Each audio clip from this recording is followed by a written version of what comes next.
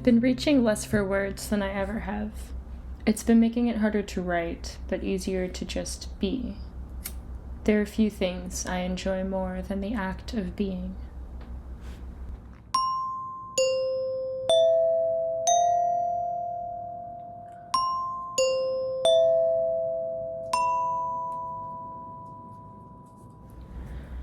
There is a presence in the present, moments uninterrupted by the dialogue I so often have with myself.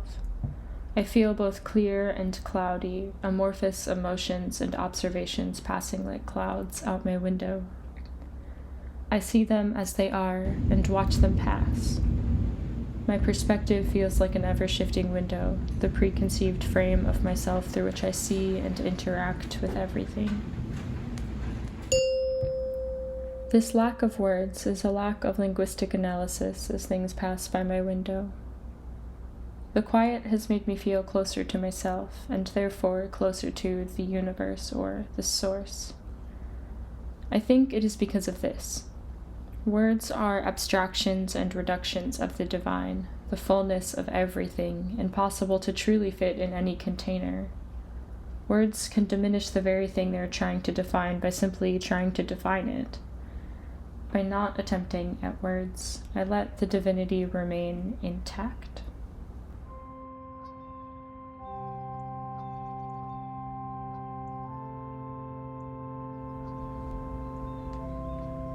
Nietzsche writes about this, saying, "Words are but symbols for the relations of things to one another and to us. Nowhere do they touch upon absolute truth. Through words and concepts, we shall never reach beyond the wall of relations to some sort of fabulous primal ground of things."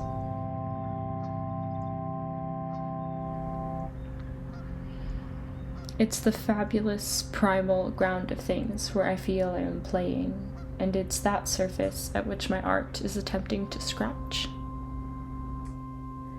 I read a lot of Nietzsche and other German philosophers in 2019 when I studied abroad in Vienna. It's interesting returning to these texts 6 years later, not for the sake of reading or rereading them, but for the sake of understanding a present confusion in my life. Lately, I've been wrestling with creative impulses that have, at many times, remained as such, mere impulses, feelings, and ideas. Each time I tried to tease an idea out of myself, the endeavor felt fruitless, foolish, without point. I was frustrated by language's inadequacy, its inability to touch upon that absolute truth. But so what if the source can never fully exist outside of itself, can never fully live in the abstractions made by human endeavors? My goal isn't to define or recreate the energy, but rather to interact with it, to feel it moving through me. Language and the written word is a tool that has been used by humans for thousands of years, only a minute fraction of which I've had the pleasure of partaking in. It's been one of my greatest tools for connection and understanding, things I have sought and continue to seek like some sort of mission, manifestation, prayer. Of all the arts, words may be the most precise pathway for communication. While each person's connotations of a particular word may vary, there can be absolutes in written description. For example, the leaf is green.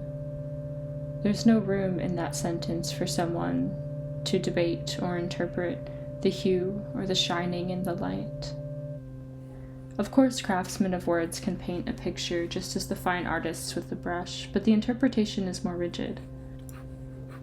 This is why I find such solace in poetry. Its bounds feel much more malleable. Poetry is a putty for play. And as I say that, the pesky word is arises again. There, my desire to write stands in a doorway, taunting me. When words feel limiting, or when I have simply taken a leave from language, this is when I dip into other artistic mediums. Sometimes I spend days painting without uttering a word, seasons spent only singing, only sounding the words of others. No single medium is adequate enough to satiate my creative desires. None alone can be the only channel of communication with the source. After all, that's what my creativity is, interacting with the source. Nietzsche writes that the more abstract the truth you want to teach, the more you must seduce the senses to it. And that, too, is art, seducing senses to the truth. I enter love affairs with my projects. Some are obsessive and dark, some are healing and budding and make me feel whole. Some are the kinds of long-term love that I must show up for every day, even when I tire of the notion, because they simply require work. And all contain love and passion. While having less of a constant inner monologue has felt wonderful and necessary for my ability to fully interact with the present, denying myself language in fear of all that words cannot touch has hindered rather than helped my ability to connect with the source. I don't want my actions or inactions to be driven from a place of fear, or fear of inadequacy, but rather a place of play, of curiosity, of desire to dance with that source energy as much as I can, to say, I see you, I hear you, I am you, you are me, we are here together.